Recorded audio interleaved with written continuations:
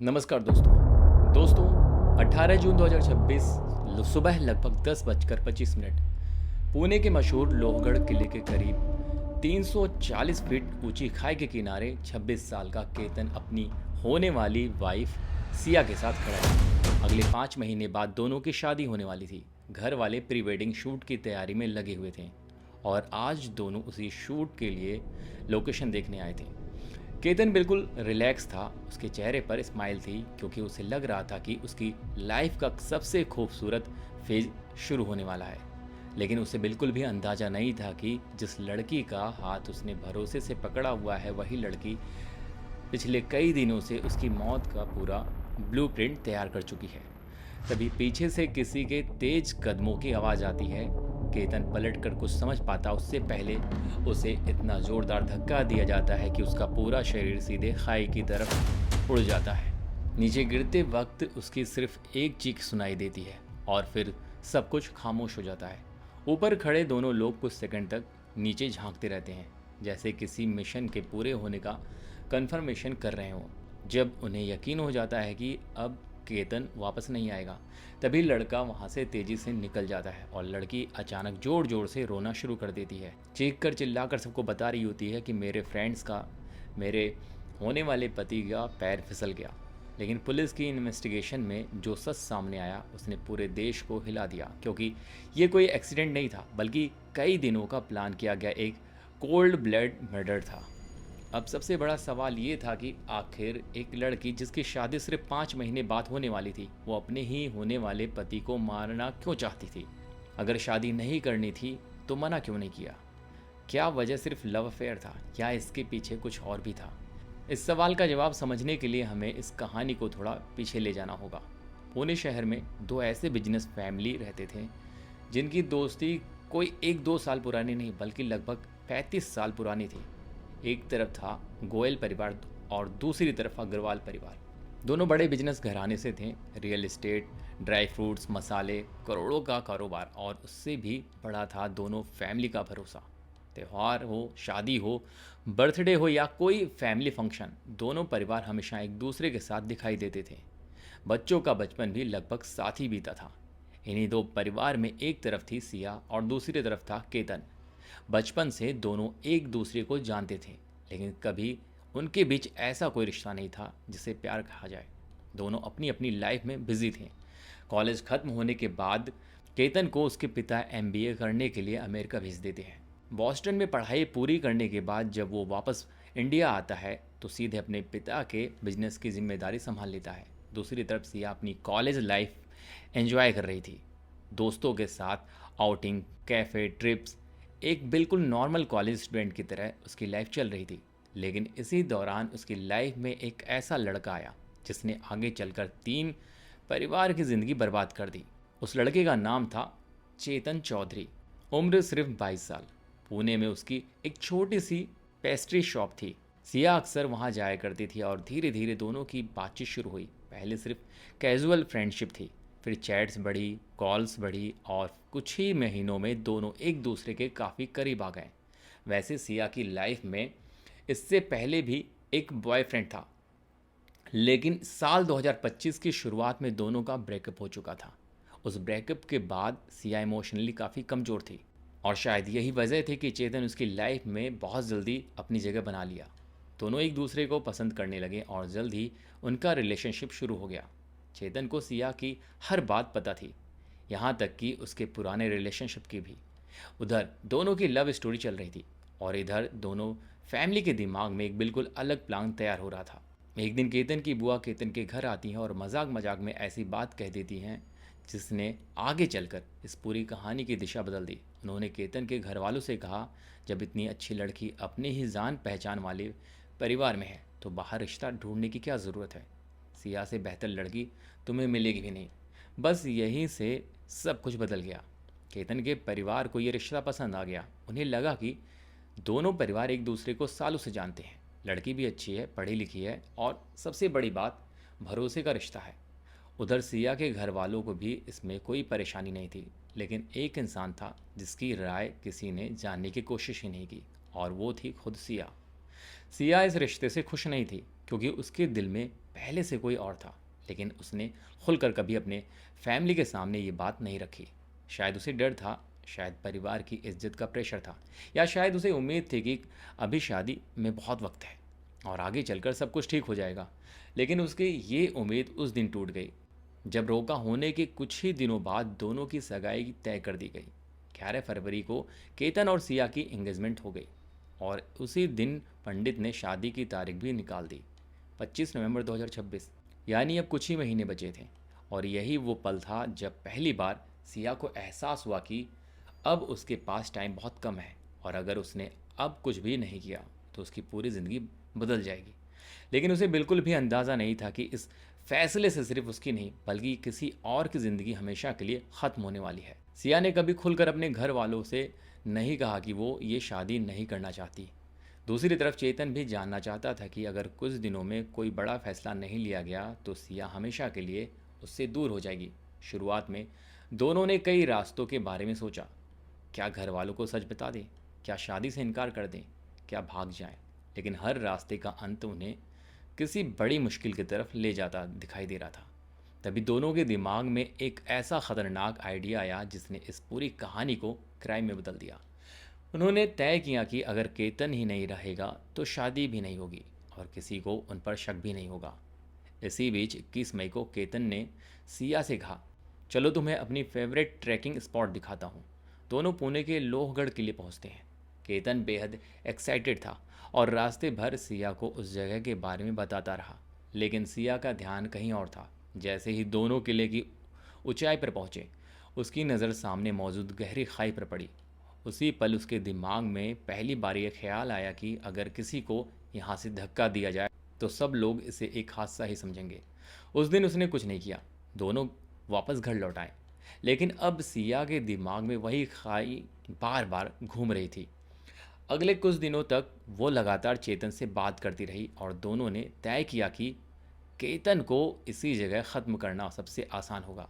करीब 2 हफ्ते बाद यानी कि 14 जून को सिया ने फिर जिद की कि एक बार और लोहगढ़ चलते हैं। केतन को ज़रा भी शक नहीं हुआ। उसे लगा कि शायद सिया को वो जगह सच में पसंद आ गई है। दोनों फिर उसी किले पर पहुंचते हैं। इस बार सिया पहले से तैयार थी।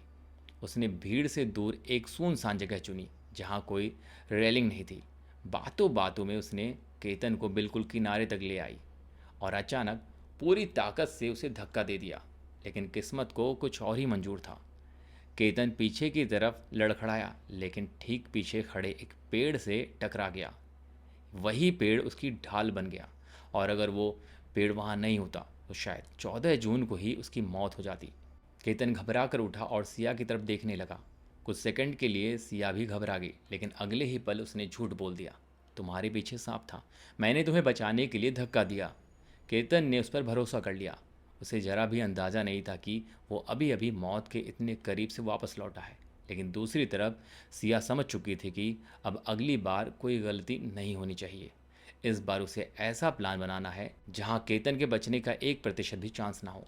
14 जून की पहली कोशिश फेल होने के बाद अब सिया और चेतन समझ चुके थे कि अगर इस बार जरा सी भी गलती हुई तो सब कुछ खत्म हो जाएगा। इसलिए 17 जून की शाम दोनों पुणे के एक कैफ़े में मिले। बाहर से देखने पर ऐसा लग रहा था जैसे दो कपल आराम से बैठकर कॉफ़ी पी रहे हों। लेकिन बाद में सीसीटीवी फुटेज से पता चला कि 40 से 45 मिनट में दोनों अपनी ज़िंदगी की नहीं बल्कि केतन की मौत की आखिरी प्लानिंग कर रहे थे। पुलिस की जांच में पता चला कि उसी दौरान दोनों ने यूट्यूब पर लोहगढ़ किले के वीडियो भी देखे थे ताकि वो ऐसी जगह चुन सकें जहां कोई गवाह ना हो और धक्का देने के बाद बचने का कोई मौका ना मिले। यही तय हुआ कि इस बार चेतन भी साथ जाएगा और दोनों मिलकर केतन को खाई में धक्का देंगे। अगली सुबह यानी 18 जून सिया अपने घर से कार लेकर निकली और सीधे केतन के घर पहुंची। उसने मुस्कुराते हुए कहा, चलो आज प्री वेडिंग शूट की फाइनल लोकेशन देख लेते हैं। केतन को क्या पता था कि ये उसकी ज़िंदगी का आखिरी सफ़र है। दूसरी तरफ चेतन ने भी पूरी तैयारी कर रखी थी। उसने अपना मोबाइल अपनी दुकान पर छोड़ दिया, एक दूसरे व्यक्ति का फ़ोन साथ लिया, हुड्डी पहन ली ताकि चेहरा कैमरे में साफ ना दिखाई दे, और स्कूटी से अलग रास्ते से लोहगढ़ के लिए निकल पड़ा। उसका मकसद सिर्फ एक था, किसी भी हालत में अपनी पहचान छिपानी। करीब 9:30 बजे सिया और केतन किले के एंट्री गेट पर पहुंचे। दोनों ने टिकट लिया और धीरे धीरे ऊपर चढ़ने लगे। कुछ मिनट बाद चेतन भी वहाँ पहुँचा। उसके पास टिकट के पैसे तक नहीं थे। उसने गार्ड से कहा कि वापस आते समय पैसे दे देगा और जल्दी जल्दी अंदर चला गया। अब वो दोनों से कुछ दूरी बनाकर लगातार उनका पीछा करता रहा। ऊपर चढ़ते वक्त केतन को लग रहा था कि आज का दिन उसकी लाइफ की सबसे खूबसूरत यादें बनने वाली हैं। जबकि सिया हर कुछ मिनट बाद पीछे मुड़कर देख रही थी कि चेतन सही दूरी पर आ रहा है या नहीं। करीब 40 मिनट की चढ़ाई के बाद तीनों उस जगह पहुंच गए जहां भीड़ लगभग खत्म हो चुकी थी। सामने गहरी खाई थी, कोई रेलिंग नहीं, और सबसे बड़ी बात, इस बार पीछे कोई पेड़ भी नहीं था जो केतन को बचा सके। सिया ने इशारे से चेतन को बुलाया। अगले कुछ सेकंड में सब कुछ इतनी तेजी से हुआ कि केतन को संभलने का मौका ही नहीं मिला। सामने से सिया ने उसे बातों में उलझाया। पीछे से चेतन तेजी से आया और फिर दोनों ने पूरी ताकत से केतन को खाई की तरफ धक्का दे दिया। इस बार वो सीधे लगभग 340 फीट गहरी खाई में जा गिरा। नीचे गिरते ही उसकी मौके पर ही मौत हो गई। दोनों कुछ सेकंड तक खाई में झांकते रहे। जब उन्हें यकीन हो गया कि अब केतन जिंदा नहीं बच सकता, तो चेतन तुरंत वहां से निकल गया। उधर सिया कुछ ही पल में अपना पूरा किरदार बदल लिया। वो जोर जोर से रोने लगी, चीखने लगी और आसपास मौजूद लोगों से मदद मांगने लगी। उसने सिक्योरिटी गार्ड से कहा कि केतन का पैर फिसल गया, वो नीचे गिर गया। कुछ ही मिनटों में रेस्क्यू टीम और दोनों परिवारों को खबर दे दी गई। शुरुआत में हर किसी को यही लग रहा था कि ये एक दर्दनाक हादसा है, लेकिन किसी को नहीं पता था कि असली कहानी अभी शुरू हुई है। शुरुआत में पुलिस ने भी इस मामले को एक एक्सीडेंट माना, क्योंकि सिया लगातार रो रही थी और बार बार यही कह रही थी कि केतन का पैर फिसल गया था। लेकिन जब पुलिस ने मौके की जांच शुरू की तो कई ऐसे बात सामने आने लगे जो इस कहानी को हादसे से सीधे मर्डर की तरफ ले जा रहे थे। सबसे पहले पुलिस ने सिया के मोबाइल को चेक किया। कॉल रिकॉर्ड, लोकेशन हिस्ट्री और चैट्स निकलवाई गई। तभी एक चौंकाने वाली बात सामने आई। 17 जून यानी मर्डर से ठीक एक दिन पहले सिया और चेतन करीब 1 घंटे तक पुणे के एक कैफ़े में साथ बैठे थे। पुलिस ने जब उस कैफ़े का सीसीटीवी देखा तो दोनों आराम से बातें करते, हंसते और मोबाइल में कुछ देखते हुए नजर आए। जांच में पता चला कि उसी दौरान दोनों ने यूट्यूब पर लोहगढ़ किले के वीडियो सर्च किए थे। यानी जिस जगह अगले दिन केतन की मौत होने वाली थी, उसकी पूरी रेकी एक दिन पहले की जा चुकी थी। यहीं से पुलिस का शक यकीन में बदलने लगा। इसके बाद पुलिस ने चेतन की लोकेशन खंगाली। उसने अपना मोबाइल दुकान पर छोड़ दिया था ताकि उसकी लोकेशन ट्रेस ना हो सके, लेकिन सीसीटीवी, दूसरे फ़ोन की जानकारी और कई डिजिटल एविडेंस ने उसके ऊपर शक और गहरा कर दिया। उधर किले के एंट्री गेट पर लगे कैमरे में भी हुड्डी पहने एक संदिग्ध लड़का दिखाई दिया, जो कुछ दूरी बनाकर सिया और केतन के पीछे अंदर गया। धीरे धीरे सारे सबूत एक दूसरे से जुड़ते चले गए। इसके बाद पुलिस ने सिया और चेतन दोनों को हिरासत में लेकर अलग अलग पूछताछ शुरू की। पहले दोनों लगातार अपनी कहानी दोहराते रहे कि ये सिर्फ एक हादसा था, लेकिन जब पुलिस ने सीसीटीवी फुटेज, मोबाइल लोकेशन और बाकी सबूत उनके सामने रखे तो उनकी कहानी सामने आ गई। जांच में ये भी सामने आया कि 31 मई और 14 जून को भी सिया केतन को उसी किले पर लेकर गई थी। यानी 18 जून का मर्डर कोई अचानक लिया गया फैसला नहीं था, बल्कि कई दिनों से प्लान किया जा रहा था। इसके बाद फॉरेंसिक टीम दोबारा लोहगढ़ किले पहुंची। उन्होंने उस जगह का बारीकी से जांच किया जहां से केतन गिरा था। एक्सपर्ट्स ने ये जांचने की कोशिश की कि अगर कोई इंसान खुद फिसलकर गिरता है तो उसका गिरने का पैटर्न कैसा होता है, और अगर किसी को जोर से धक्का दिया जाए तो बॉडी कहाँ जाकर गिरती है। शुरुआती जांच ने भी पुलिस के शक को और मजबूत कर दिया कि ये एक पुश था, हादसा नहीं। पूछताछ के दौरान सिया ने पुलिस को बताया कि वो इस शादी से खुश नहीं थी। वो चेतन से प्यार करती थी और फैमिली के दबाव में आकर एंगेजमेंट की थी। लेकिन सवाल ये है कि अगर शादी नहीं करनी थी तो मना भी किया जा सकता था, रिश्ता तोड़ा जा सकता था, घर छोड़कर जाया जा सकता था। लेकिन इन दोनों ने सबसे आसान रास्ता नहीं बल्कि सबसे खतरनाक रास्ता चुना। एक ऐसा रास्ता जिसने एक बेगुनाह इंसान की जान ले ली और 3 फैमिली की ज़िंदगी हमेशा के लिए बर्बाद कर दी। आज सिया और चेतन दोनों जेल में हैं। अदालत में मुकदमा चल रहा है और अंतिम फैसला कोर्ट करेगा। लेकिन इस पूरी कहानी से एक बात साफ समझ आती है, झूठ और लालच पर खड़ा कोई भी रिश्ता ज़्यादा दिन नहीं टिकता। अगर किसी रिश्ते में प्यार नहीं बचा तो उससे बाहर निकलने के लिए कई कानूनी रास्ते होते हैं। लेकिन जब कोई इंसान अपनी प्रॉब्लम का सलूशन किसी की जान लेकर ढूंढने लगता है तो आखिर में उसकी अपनी ज़िंदगी भी उसी अंधेरे में चली जाती है जहाँ से वापस लगभग नामुमकिन होता है। दोस्तों, अगर आपको ऐसी ही सच्ची घटनाओं को सुनना है तो चैनल को सब्सक्राइब करें और बेल आइकन को ज़रूर प्रेस करें।